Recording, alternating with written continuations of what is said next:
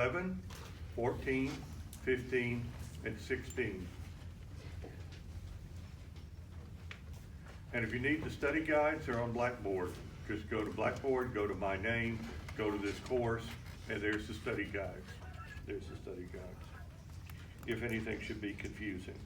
Now, if you can't make the test, then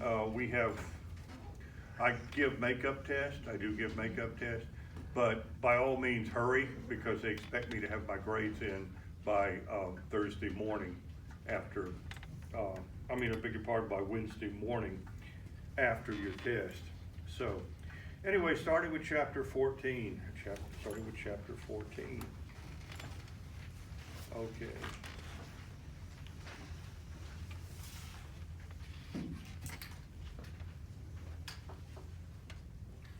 All right. Moving right along. Know about, this is the third page, know about manoralism. Manoralism.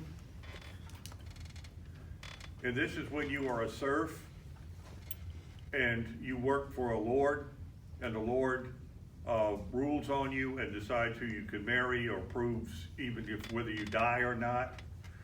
But the manoralism is where serfs are ruled by lords, and where the lords insisted that certain amounts of time by the serfs must be spent each week working for, where serfs must work his lands at least a certain amount of times per day.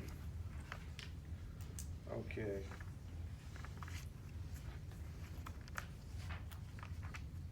All right, moving right along. All right, we're about page 4 on this. Know about William the Conqueror. Know about William the Conqueror. After he conquers England, he does a study. He does a survey of what he has conquered for tax purposes, and this is known as the Doomsday Book. The Doomsday Book, and this is the oldest record that we have of the people of England. The Doomsday Book by William the Conqueror. Know what language, because of William's conquest of England, what language was mixed with Old English to create the language that we speak today, and that is French. That is French. French was mixed with English, and hence we get so many odd words and such. Okay. Understand what a sheriff did in medieval Europe, which is the same thing that sheriffs do today. Their primary purpose is to seize property for unpaid taxes and unpaid debts. All right, know about King Philip IV of France. Know that he wants to unite all of France and take back all the property, all the land that England, the English kings hold. But this is what you need to know for your test. Know what he did. He taxed church lands. He expelled the Jews and seized their lands. And he executed the heretics and seized their land. Oh, and he also banished the Knights Templar. He shut down the Knights Templar, all to seize their property to pay for his failed military campaigns against the English. Against the English. Who's this again? This is Philip IV. That's Philip IV. Philip IV. Know about the First Reich. The First Reich, R-E-I-C-H. And that was the first unification of a certain people in Europe under Friedrich Barbarossa. And Barbarossa, B-A-R-A-B-O-S-S-A, or something close to that. But Frederick the Redbeard. Anyway, the people that he united in the First Reich are the same people who were united under the Third Reich, and that is the Germans. So that should be easy to remember, the Germans. What page is this? This should be about page 5, thereabouts, where it says German and some Italian states are united under Frederick I Barbarossa. That's F.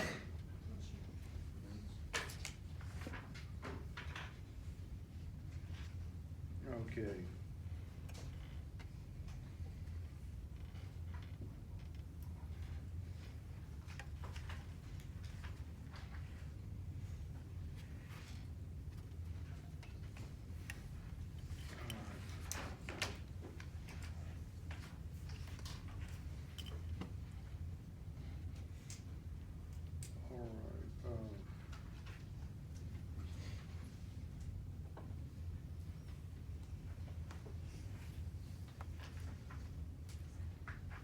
All right, know on page 7 about the Avignon papacy, also called the Babylonian captivity, but know about the Avignon, Avigon, Avigon.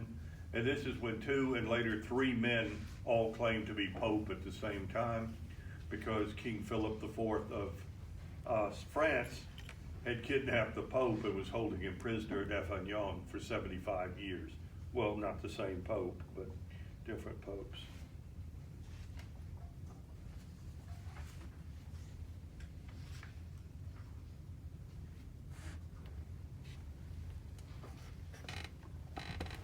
Okay.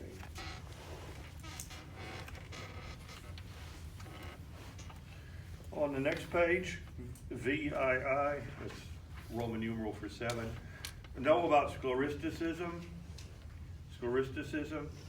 and this is when you debate issues, but you use documentation from ancient books to back up your arguments.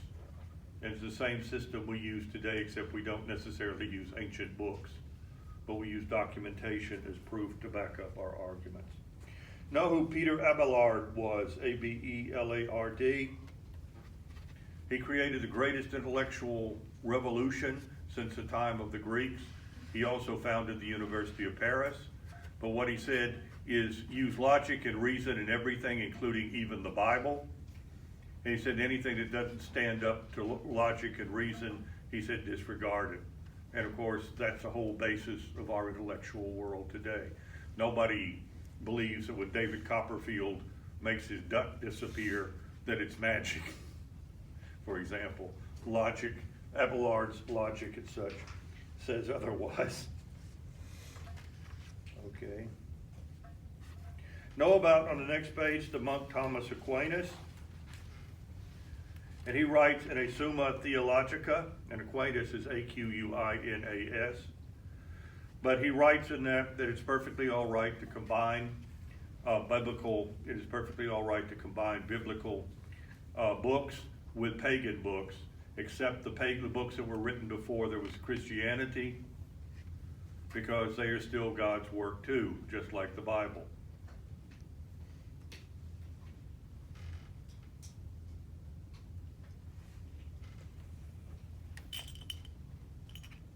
Okay.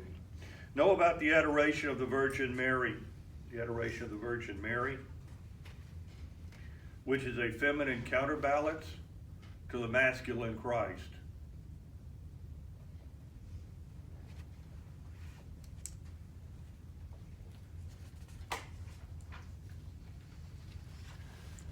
Okay, I talk a whole lot here about the heretics, the Albesians, the Beziers, the Cathars, the Waldensians.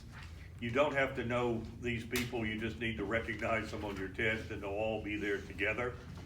And the question that goes, know that they are heretics, that is, they were Christians, but they were opposed to the church. That's what made them heretics. And know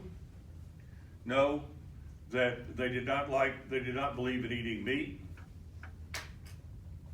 They did not believe that Jesus was divine. And the answer for your test specifically,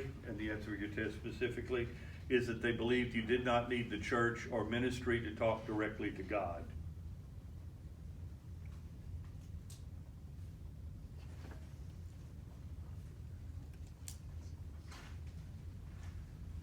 Okay.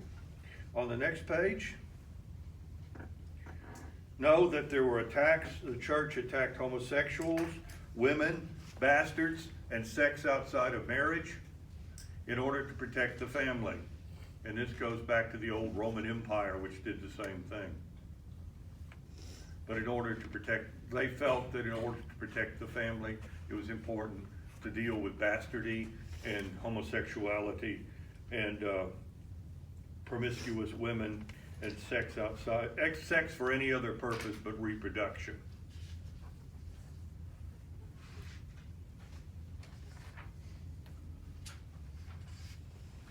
Know about the Carthusians, the Cistercians, the Franciscans, and the Dominicans. And no, you don't need to remember these names, you just need to recognize them when you see them as a group. They're monistic orders. They are monistic orders, monks. With them, I would also add the Benedictines in fairness, the Benedictines. What page is this? This should be about page 12.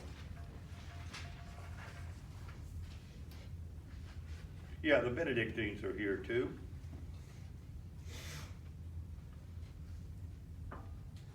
Know about the Black Death, and the Black Death was a bubonic plague.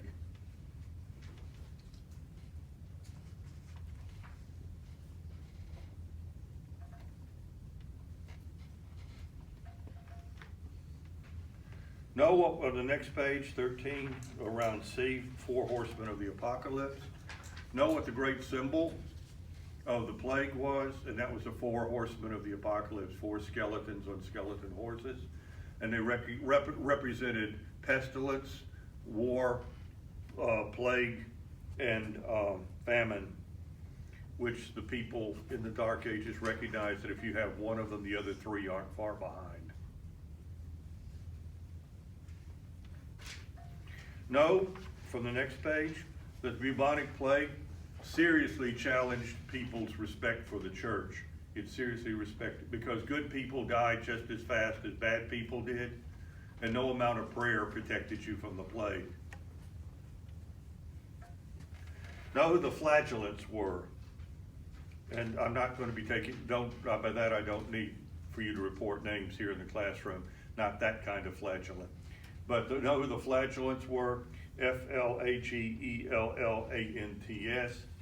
But the flagellants whipped themselves to scare away the plague. They took beatings for your sins to keep away the plague. They also attacked Jews.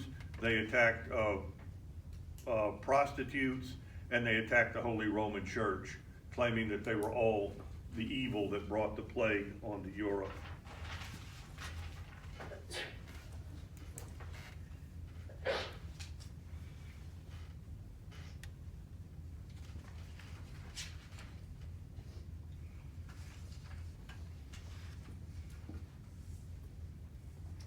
Know about the 100 Years' War, which should be on page 15, XII, that's Roman numeral for 12.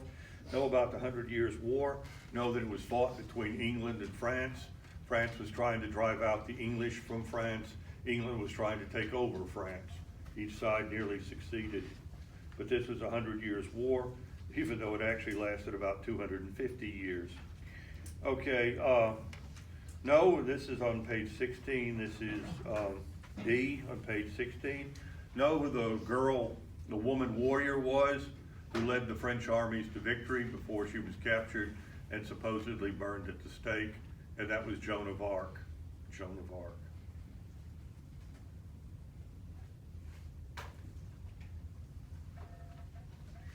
All right.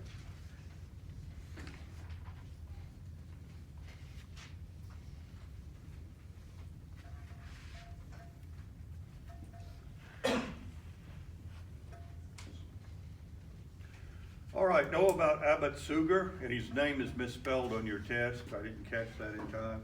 On your test, it's misspelled as Seeger, S-E-G-A-R. But, you know, maybe I was just listening to the music of my favorite communist and got confused on that. You all are too young to catch that joke. Anyway, it's Abbot Suger, but he's misspelled on the test as S-E-G-A-R, as in Pete Seeger. All right, anyway, know about Abbot Suger, and he builds churches with flying buttresses to hold up the walls, ribbed arches and fluted columns to hold up the roof, and this is called Gothic. This is called Gothic architecture. And it was also used in forts and palaces. Know that in the Middle Ages, they mixed musical sounds and singing and instruments together. This is called polyphonic, but they replaced the old homophonic, where everybody's trying to sing in the same key or whatever, with this mixing of different voices and sounds, like sopranos and basses and baritones, etc. But no, that went on that began in the Middle Ages.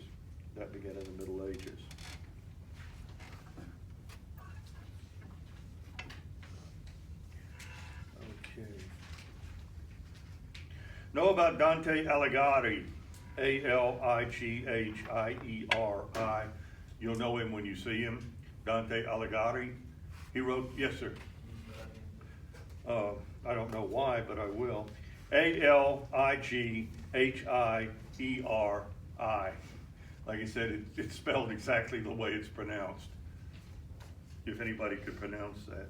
But know that he wrote the Divine Comedy, which is about a trip in his imagination that he took to purgatory, hell, and heaven.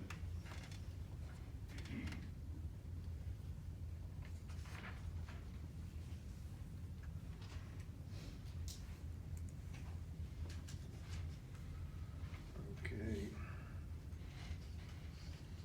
Know about, on page 19, know about Leonardo Fibonacci, and know what his great achievement was.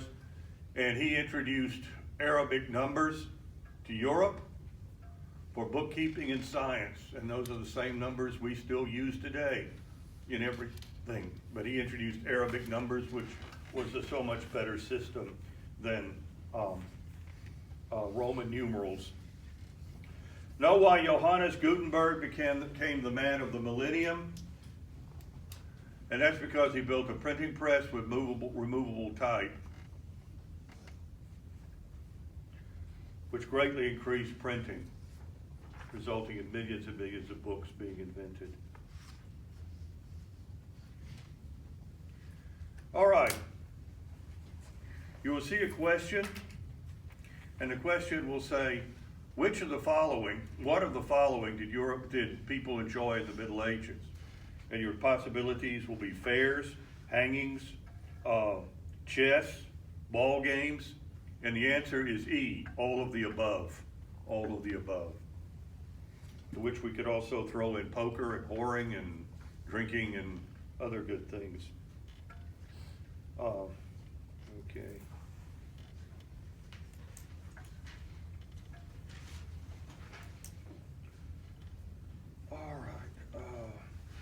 All right, page 21, know about the Plantagenet kings of England who wanted to be the Plantagenet kings of France. Know who Eleanor of Aquitaine was. She was married to the King of France, who divorced her because she didn't give him a son. She served in crusades. She later marries King Henry II of England and has all kinds of sons and daughters with him, including Richard the Lionheart and King John, two of the most famous kings of England. Know that she was the ancestor of George Washington, and there's a very good chance she's your ancestor too. Okay. All right. Know about Richard the Lionheart, or Richard I, Richard the Lionheart. And know that he tried to take back the Holy Land for Christianity, and his great opponent was Saladin the Great. Saladin the Great.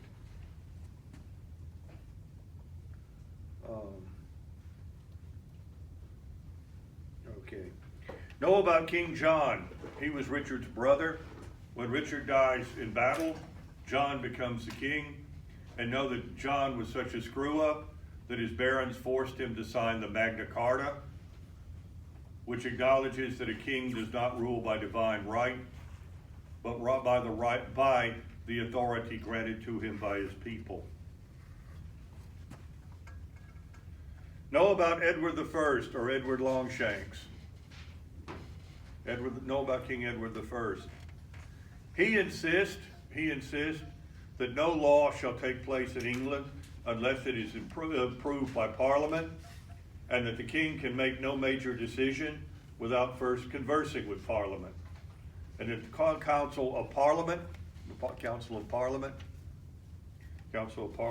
means in French to speak.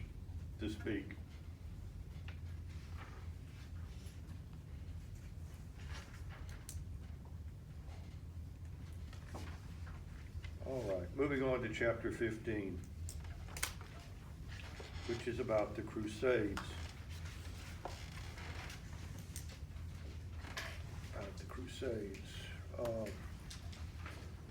Move right along. All right, moving on to page 2 about the Crusaders who are invading the Holy Land for Christianity. No, the Knights Templar were, the Knights Templar, and they protected travelers on their way to Jerusalem and the holy sites. And they were destroyed by King Philip IV. Know about the Knights of Rhodes, also known as the Knights of St. John, also known as the Knights Hospitallers. The Knights Hospitallers. And they ran hospitals for the Crusades. And today they're an international charity that has women knights. It even has atheists and Muslims as members of it. But the Knights of Malta or the Knights of St. John. They had it, by the way, as part of their creed that they were never taken alive. They would die to the end in battle, and the Muslims had such respect for them that any that somehow or another ended up being captured, the Muslims executed at the request of the Knights. Okay, know why the Crusades to take the Holy Land failed, and that was because Europeans would not settle in the Middle East. Europeans would not settle in the Middle East.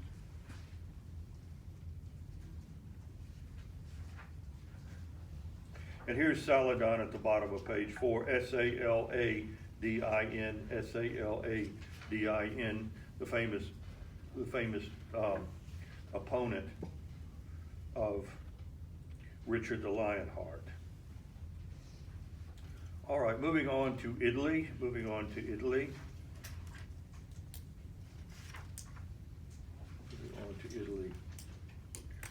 Okay, know about Florence, which was ruled by the Medici family. And know about the Medici family that they were Europe's bankers.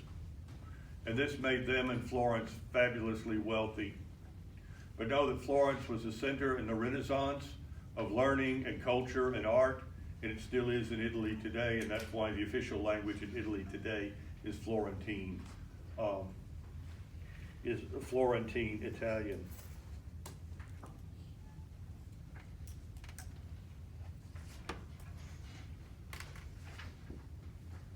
And on the next page, we talk about the Medicis. Know what made Venice very wealthy and powerful? And that is they built everybody's warships at the arsenal in Venice. They built their warships at the arsenal in Venice.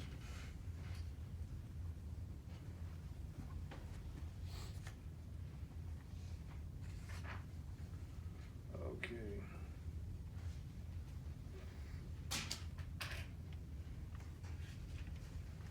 All right, we talk here about some of the prominent Florentines of the time. Know the greatest artist, engineer, and probably thinker of all time was, and this is on page 7F, and that is Leonardo da Vinci. That's a copy of his paintings of God reaching out and touching Adam. Which is interesting because you look at it very closely and God has got a callus on his thumb. I guess even God can hit himself on the thumb with a hammer or something. But know about Leonardo da Vinci.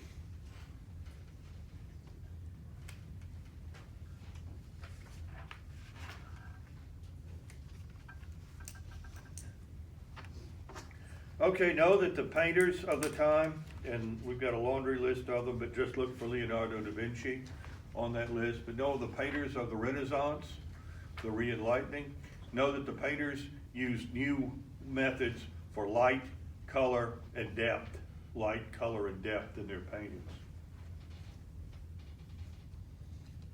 Know what the Counter-Renaissance was, the Counter-Renaissance. And this was art that was inspired.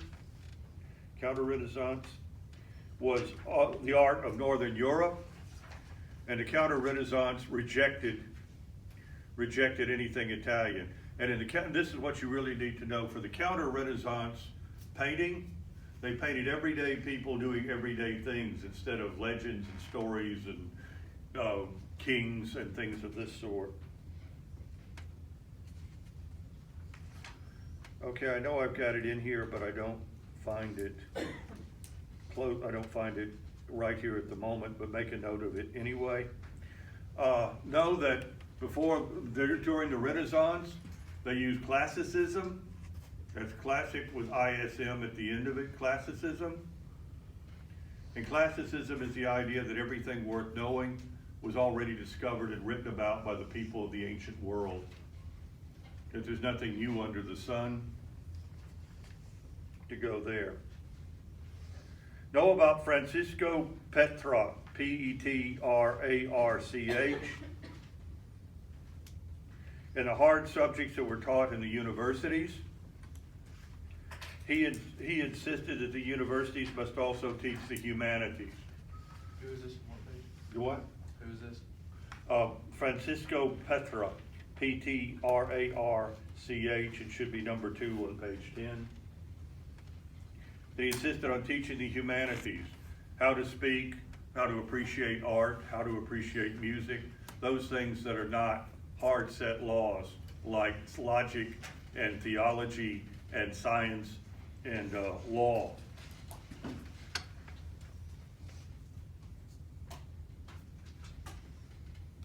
Okay, here we go.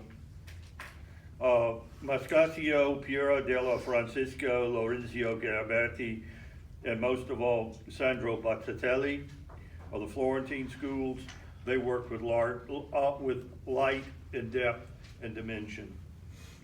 All right, know about Desiderius Erasmus. Desiderius Erasmus. You just need to know Erasmus, Erasmus.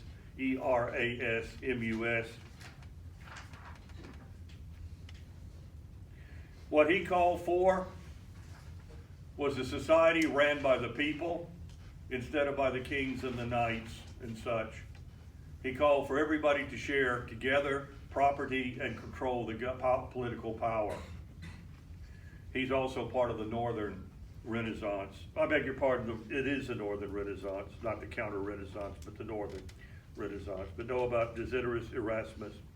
Know about Thomas More, and that's M-O-R-E. He wrote a book called Utopia, which is about this place where everybody shared in the labor, everybody shared in the profits, and nobody had more than anyone else. And no one else had anything more than else. Know what the patroon system was, the patroon system. This is where a young man, even a poor man, became important because he got help from a rich supporter. Someone like William Shakespeare, who had a rich sponsor. Michelangelo had his sponsor, the great artist Michelangelo had his sponsor, the Medicis. But this is when somebody of wealth and influence helps out a young man coming along.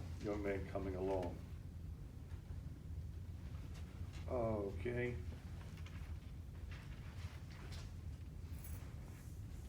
Know about the Inquisition, which is on the next page. The Inquisition was carried out by the Dominican monks, and this system that could not deface a human body, but torture was okay, could only be used against Christians and former Christians to bring you back into the church.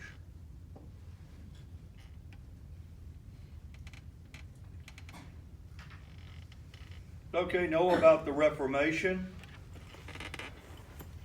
the attempt to reform the church that ended up becoming instead a new religion altogether. Know about Martin Luther, and that he begins the Reformation when he nails 95 theses to the door of the church at Wittenberg. Know that when the rulers in Northern Europe who supported Martin Luther had a peasant revolt on their hands, what did Martin Luther do? He supported the people who supported him rather than helping out the peasants.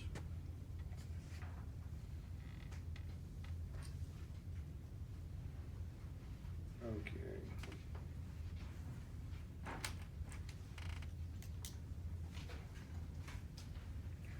All right, let's talk about the English Reformation. Know about Henry VIII? And he starts a move in England towards Protestantism when the Pope will not give him a divorce. So he declares himself the head of the Church of England and gives himself a divorce. Henry VIII. Henry VIII will go through 6 wives.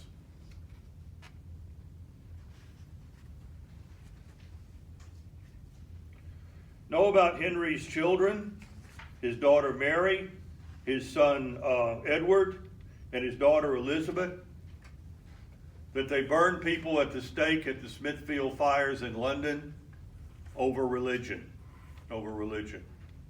Now, Elizabeth would not have done this except that the Catholics had a warrant out to kill her. But nonetheless, that's what that's all about. But know that Elizabeth, Edward, Mary, and Henry VIII too, all burned at the stake their religious enemies. All right, on page 60, know that Ignatius of Loyola founded the Society of Jesus.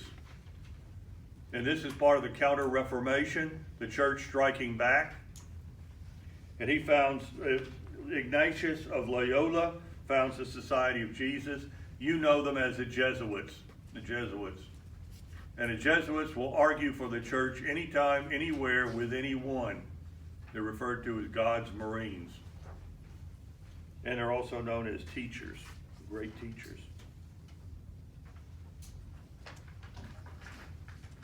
Know that the great artist Michelangelo, and I think I actually discussed this earlier in the chapter, but here we are anyway.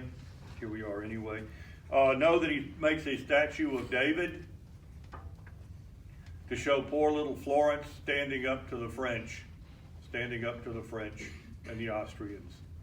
And this is the famous naked picture of David where not even his slingshot is strategically placed. But everybody goes to Florence to see that.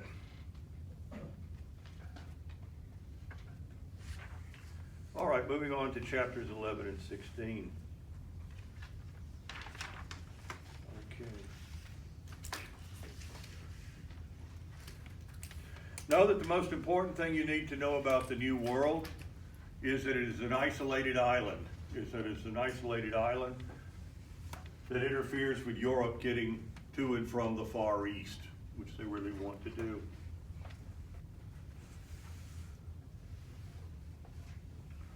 Okay.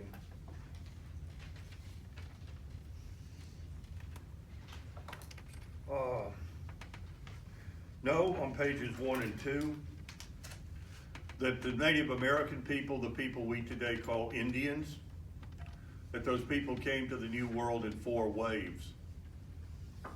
3 waves came over the Bering Ice Bridge, and the 4th came across Polynesia.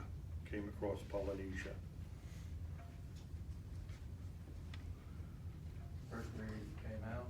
The what? First 3 came out. Across the Bering Ice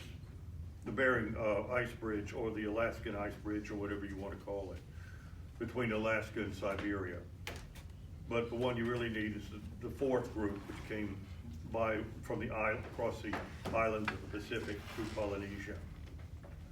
Okay, know on the next page, page 3, know who the red paint people were? And the red paint people were Native Americans. They were Algonquins who crossed the Atlantic and discovered Europe 4,000 years before Columbus discovered America. Know that they built rock computers or calendars or calculators or whatever you want to call them out of stones. They would make big stone circles out of this in order to know what day of the year it was and to make other kinds of calculations.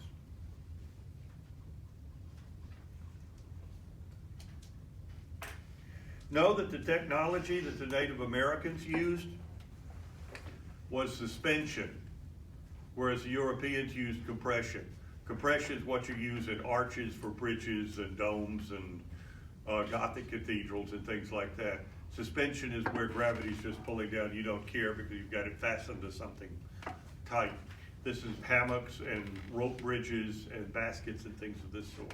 Native American technology was built around suspension. European technology was built around compression.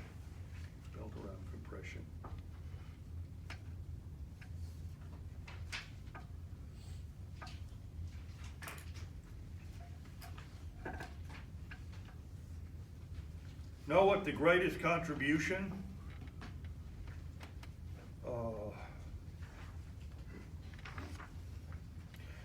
This is on page 4A at the bottom. Know what the greatest contribution to the modern world that was made by the people of the New World, and that was plant agriculture, genetic modification. They were so short on protein sources, they modified plants over hundreds and thousands of years to create modern corn and tomatoes and potatoes and squashes and beans and things of that sort.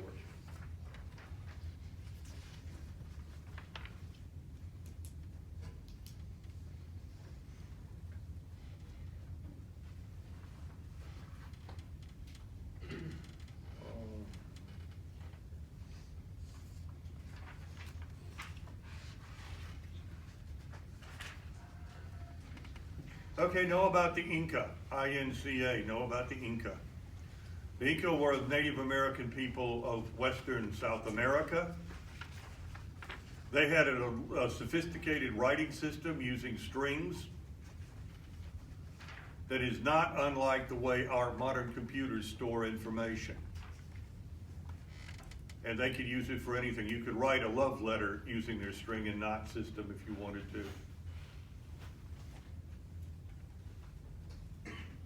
I can't imagine though how that would work out. Something like maybe, I love the way your shoes smell, or something. Anyway, well, I guess we will never know. We will never know. Know that the Mayans discovered zero. They also, Mayans discovered zero. They had a sophisticated system of writing. And for your test, be sure to know that they had a calendar that is more accurate than the one we use.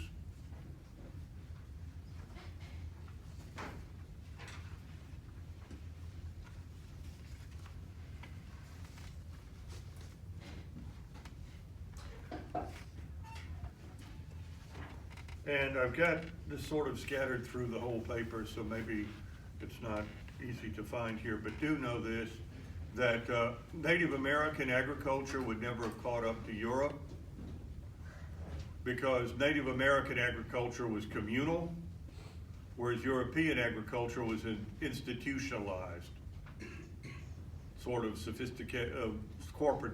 It was corporate agriculture, in other words, in Europe, built around capitalism. Whereas, and you see this even today in Mexico, there's been for hundreds of years an endless struggle between institutionalized agriculture and communal agriculture. But most of Mexico's revolutions have been built around that.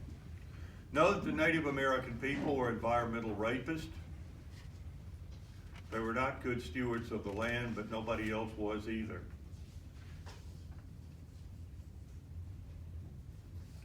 Know what wiped out 90% of the, or 80 to 90% of the people in North America? And that was disease. Disease. Also know that the Native American people would never have caught up to Europe because they did not have the wheel and they did not have iron. They did not have wheel and they did not have an iron. And again, that's because they live on an isolated island. And what I just said about the agriculture, that's on page 8, it's number 5.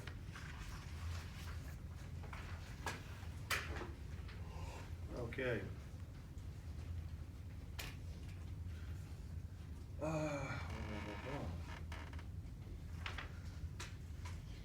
Okay, this is in here. But know why nations like Portugal and the Dutch and the English set out into the world to trade.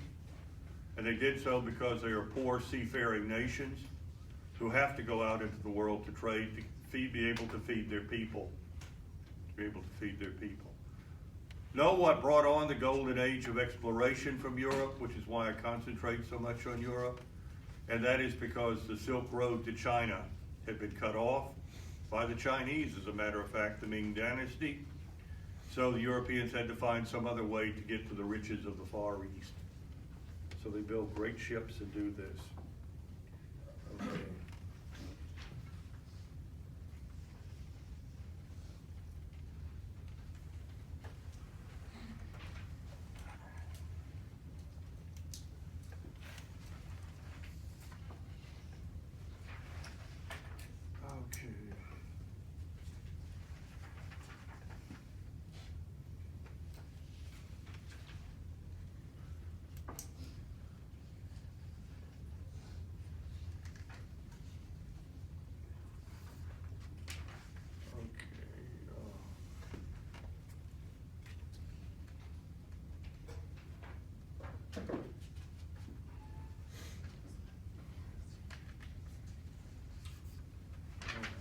Okay, we have a section on the Portuguese, that's around pages 12 and 13 on the Portuguese.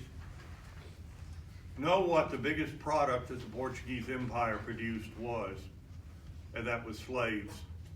They brought 12.5 million slaves to America alone, but it was slaves by the Portuguese.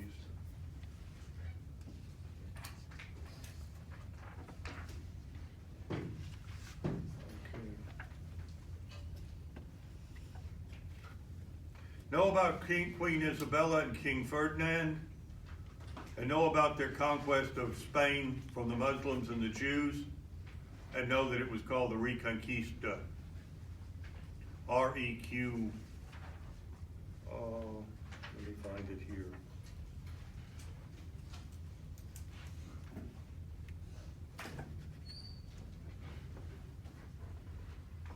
R-E-C-O-N-Q-U-E-S-T-A, Reconquista, or Reconquest, if you would, of Spain by the Christians.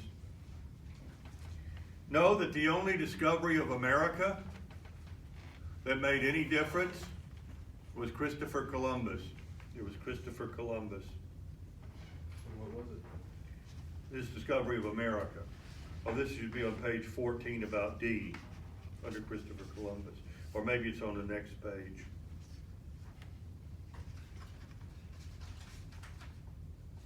Okay, we've got a couple more questions mixed in with that. Know about Claudius Ptolemy.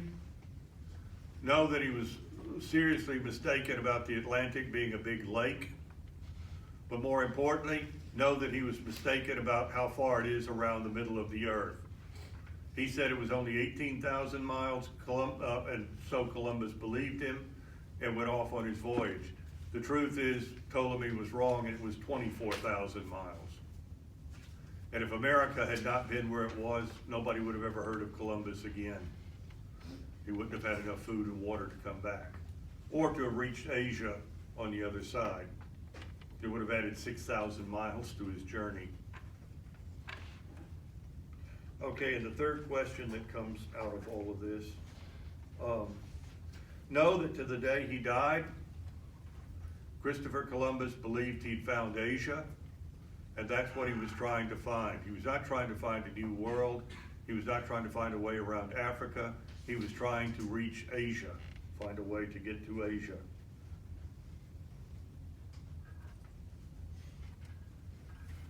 Okay.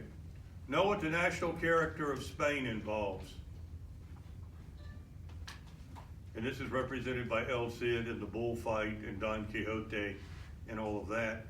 And that is the hero who goes out to fight the great evil in the world. Know what a conquistador is. C-O-N-Q-U-I-S-T-A-D-O-R.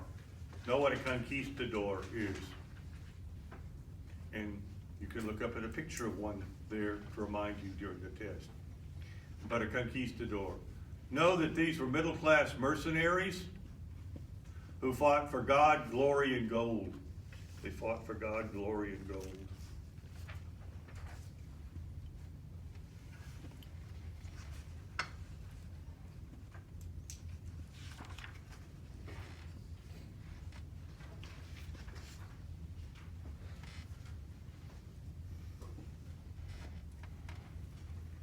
Okay. Know that each Spanish settlement had a government house, it had a church, and it had a barracks called the Presidio, with each Spanish settlement. And know also that for hundreds of years, the world's medium of currency or exchange was the Spanish silver dollar, the Spanish silver dollar, also called the Spanish peso or the Spanish doubloon. All right. Know that Spanish Captain Ferdinand Magellan was the first person to sail around the world. He was the first person to sail around the world.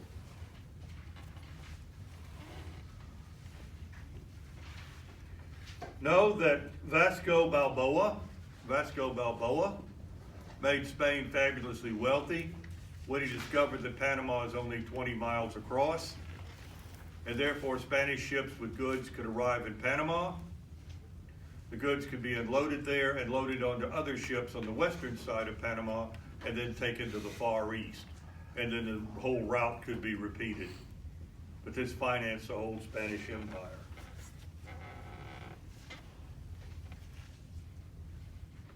Okay. Know that wherever the Spanish settled in the New World,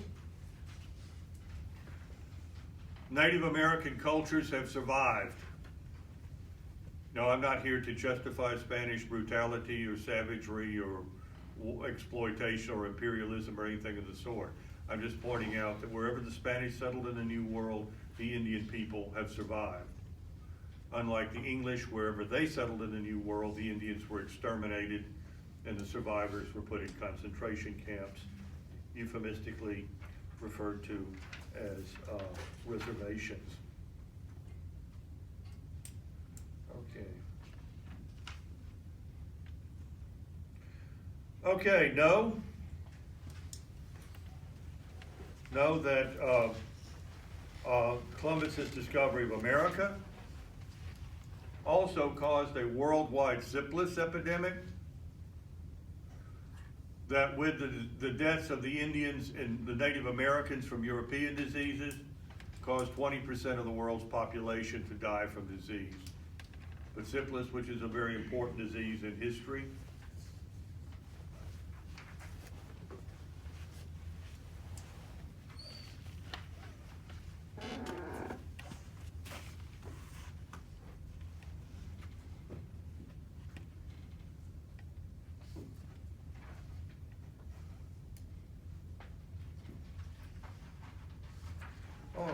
all right, let me go over the questions very quickly here and make sure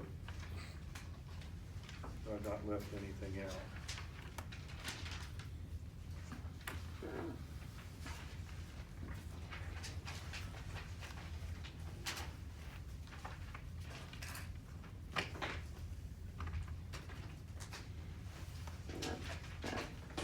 So far, so good. But then again, that's what the man said who fell off the skyscraper as he passed each floor. Okay.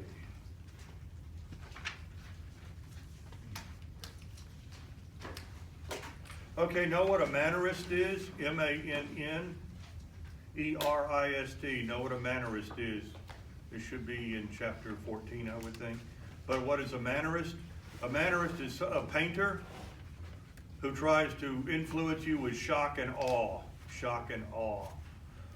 That is, he'll use bizarre colors and bizarre proportions of the characters in the painting to make some sort of political comment or religious comment or something of that sort.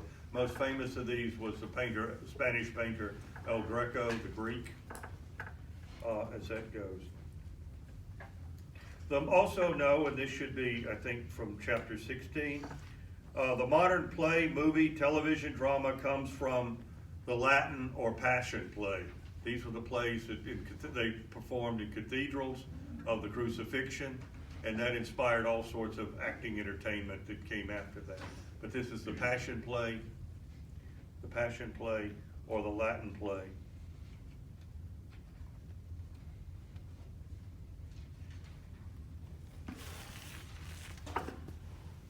And as I said, know that the epidemics in Europe, the bubonic plague, for example, destroyed people's faith in the church.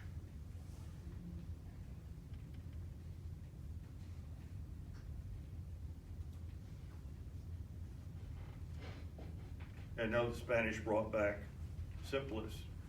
Know about the Decameron and the Canterbury Tales. The Decameron is D-E-C-A-M-E-R-O-N. The Decameron and the Canterbury Tales. And these were written in the Middle Ages, and they tell you about everybody in the society and all the things that they do. In other words, it's a look at the whole society for the first time in history, not just the big shots at the top.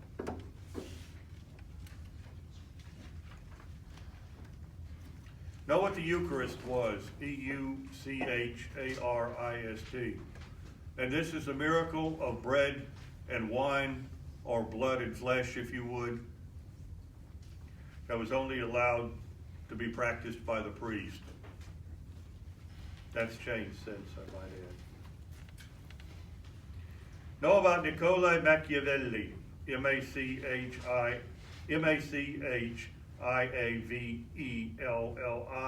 I think he's in chapter 16 too. Niccolo Machiavelli. He wrote a satire of politics in the Middle Ages called The Prince. And it satirizes politics. And it's in that he famously says that the end justifies the means, that rulers are a special class where they're free to do whatever they want for their nation state, and that the history is somebody in soft silk slippers going down the stairs and someone in hobnail boots going up it. Great book. Okay, though the Black Death was the bubonic plague.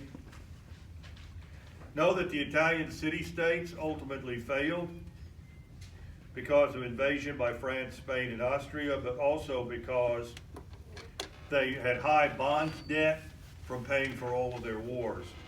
They borrowed and borrowed to pay for all of their wars till they were bankrupt, which is what the United States has been doing since World War II. Just saying, watch for it. Know why the Pope ordered the Crusades? He did this to end the fighting between the European kings and to take back the Holy Land.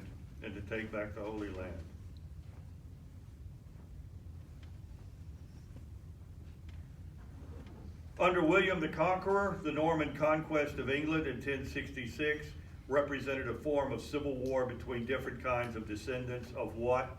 And the answer is the Vikings. Everybody in the Norman conquest on either side had Viking roots.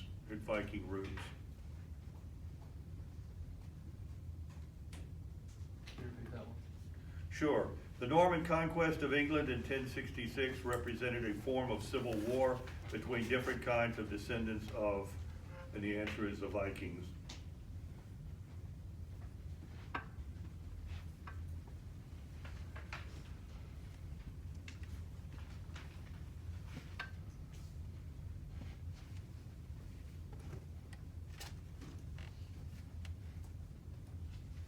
The monks who followed this saint were educators and missionaries. They also ran the Inquisition. And this is the Dominicans, the followers of Saint Dominic.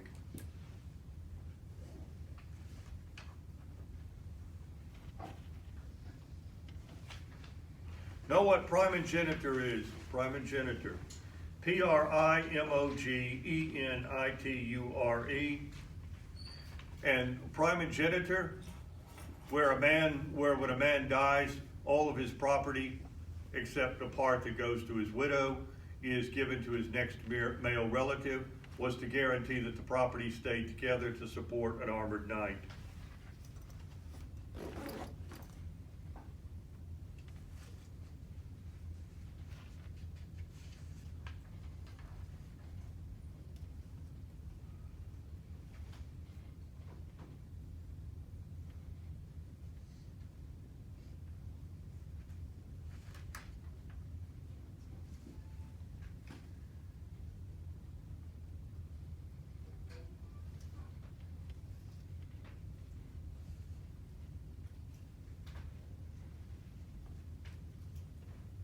The art, literature, and architecture of the Italian Renaissance, classicism, was built around everything worth knowing was discovered in the ancient world.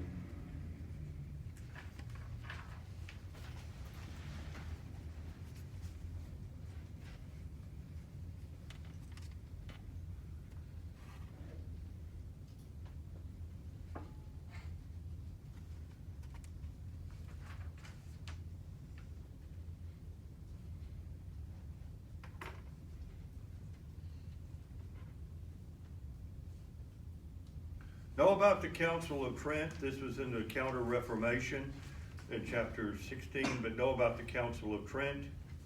It created a unified Roman Catholic doctrine against the growing power of the Protestants. In other words, the church got its act together to say, this is what we stand for.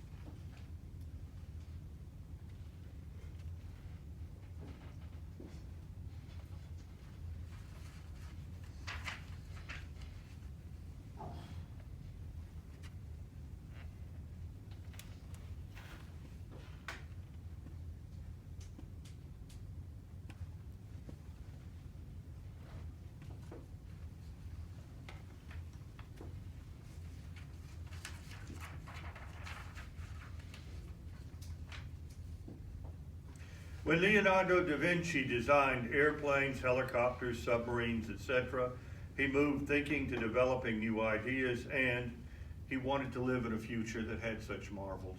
He would have loved to have lived in the 21st century. Okay, any questions?